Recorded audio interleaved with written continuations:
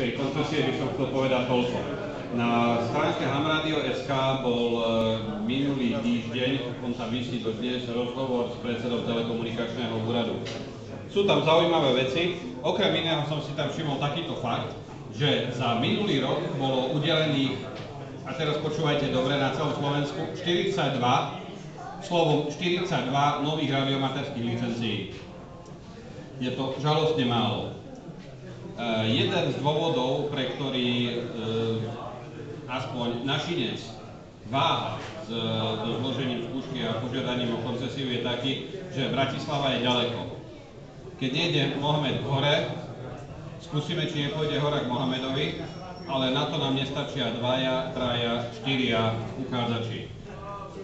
Už dávnejšie sa pohrávam s takou myšlienkou, pred 15 rokmi sa to osvedčilo, zorganizovať partiu ľudí, ktorá sa niekoľkokrát stretne, porozprávame o problematike amatérskeho vysielania, o problematike povoľovacích podmienok, o problematike skúšky odbornej spôsobilosti.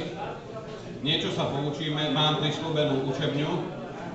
Momentálne nie je problém s prezentáciami, či PowerPointovými, alebo inými. Vieme si to rozoslať, vieme si to poslať, vieme o tom porozprávať, vieme sa pochváliť, kto koľko kódov vie a tak ďalej a tak ďalej.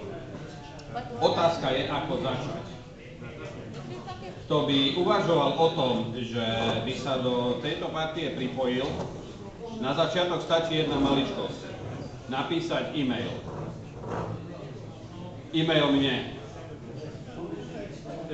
Ten e-mail je strašne zložitý, sú tam všelijaké krkolomné znaky, takže si píšte om3.emil@gmail.com. Oto Mária Trojka, William Y. Emil, zavináč, Gustav, Mária, Adam, Ivan Ludvík.com.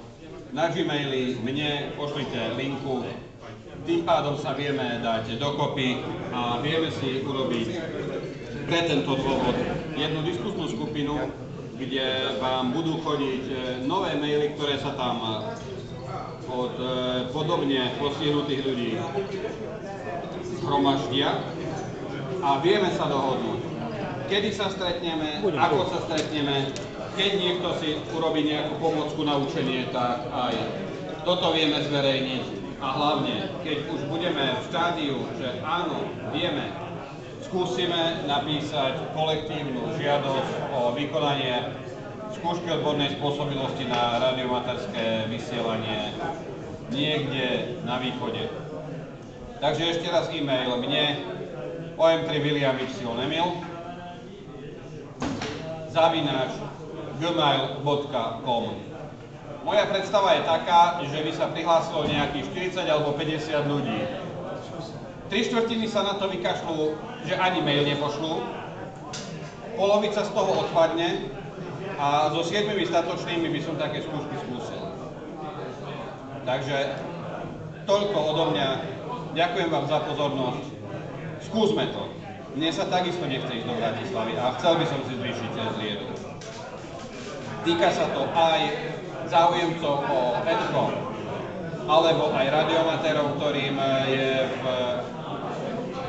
v rámci povoľovacích podmienok tesno a chceli by získať EDCO. Aj pre nich to je. Takže stačí ten mail a potom sa dohodneme, čo ďalej. Ďakujem za pozornosť.